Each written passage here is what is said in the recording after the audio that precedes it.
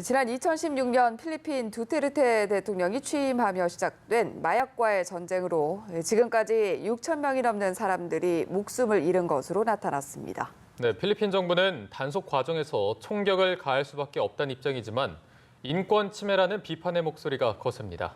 김지수 기자입니다. 필리핀에서 지난 2016년 7월부터 지금까지 마약 단속 과정에서 24만 명 이상이 체포되고 6,600명 이상이 경찰과의 총격전으로 숨진 것으로 나타났습니다. 로드리고 두테르테 대통령이 취임한 이후 마약과의 전쟁을 추진한 결과입니다. 오스카 알바야르데 필리핀 경찰청장은 마약과의 전쟁으로 인한 사망자는 체포된 용의자에 비하면 2.6%에 불과하다면서 단속 과정에 용의자가 저항하면 총격을 가할 수밖에 없다고 말했습니다. 그러나 인권단체는 이처럼 재판 없이 이루어지는 사살 등으로 희생되는 사람들은 경찰이 발표한 숫자의 4배는 된다며 인권 침해 문제를 제기하고 있습니다.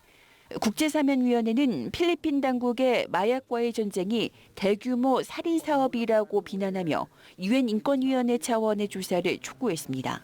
국제사면위원회는 지난해 5월부터 올해 4월까지 불락한 주에서 실시한 마약 단속으로 숨진 27명을 조사한 결과 경찰이 증거와 보고서를 조작해 살인을 정당방위로 위장한 경우가 있었다고 지적했습니다. 국제인권단체 휴먼라이츠 워치도 경찰관들이 살인을 정당화하려고 마약과 총기 등 가짜 증거를 만들어내는 사례들이 있었다며 경찰의 설명을 신뢰할 수 없다고 밝혔습니다. 연합뉴스 김지수입니다.